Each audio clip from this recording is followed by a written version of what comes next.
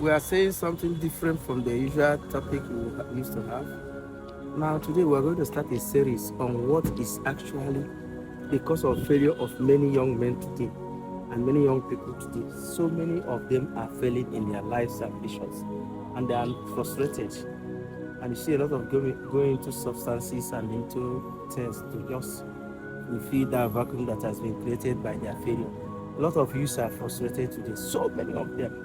So we're going to talk about what are the actual things or the actual factors that lead to the failure of youth to achieve their ambitions. Now I have to divide it into many sections. Like now the major factors are: number one, personal factors, that is the individual being the cause of his own failure. That's the one. Number two, the family factors. A lot of families are part of what cause youths to fail. Number three, the environmental factors. That's the external factors, apart from the person and the family. Then the external factors. These are the things that we're going to deal with. But I believe that most of the things that cause failure are in the individual, not on any of the external factors. But we still have to touch them. But some people like to make excuses. So we touch them one after the other. Number one is personal factors. The personal factors, I will list them. Number one is lack of planning. Lack of planning. Youths don't plan. They just wake up in the morning and whatever they say they do, and that is the way all through their lives, and nothing will be achieved. So they wake up and they start something. They see others do, they see this one do, they see this one do. They can't even be master of anything. They don't master anything. They don't have any focus. They don't have any plan. They don't have any foresight. They just live a life of planlessness. So planlessness is number one. We'll deal with it more. Then the second one is lack of actual knowledge. Youth lack knowledge. Most of them don't have any skills at all, and they want to succeed. They base their success plan on nothing. When you are trying to succeed and you don't have any skills, you don't have any knowledge of any area, any specialization, nothing, you are just existing and you want to succeed. That's another very, very important source of failure among the youths. The next thing that causes youth to fail is lack of self-belief. A lot of them don't believe in themselves. They don't even believe that they can do anything. They have the limitation. That idea of not believing in themselves have already caused a limitation for them. They cannot go anywhere. They are limited by their thinking and their focus. Then another factor, very important, is fear. So many youths are so much afraid. They don't even want to venture. They don't want to go anywhere. They don't want to come out from their fear, comfort zone. They are afraid of venturing out of that. And they are so much afraid that they can't even think of any constructive action to take in any situation. They will just go back into their shell and hide and continue to blame anybody. Then another factor, very important, and which I have seen in a lot of youth, is that they don't even take it upon themselves to find out why they are failing. They keep on shifting the blame to somebody. Very important for youths, because they keep on believing that somebody is their problem. They don't believe that they are the problem of themselves. But you find out that most of the time they are the problem of themselves.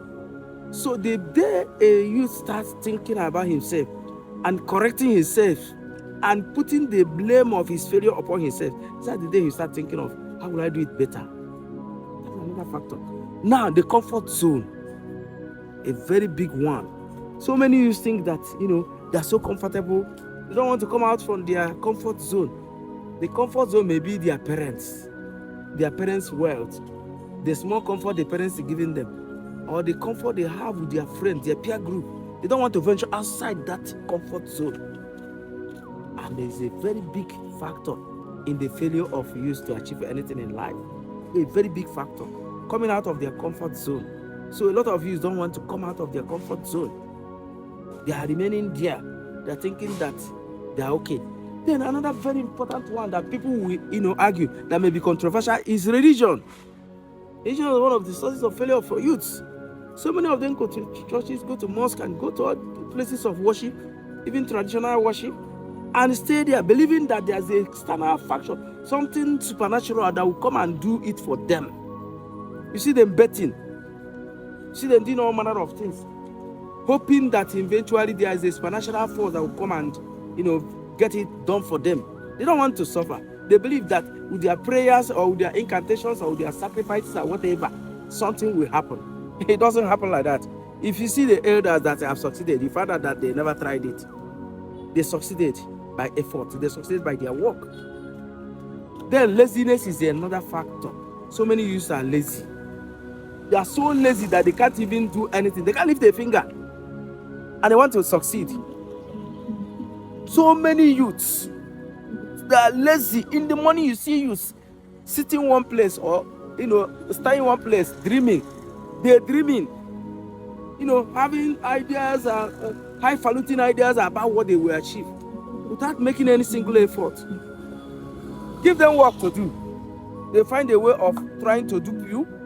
Give them work to do. They will leave the work and trying to make money from you without doing any work.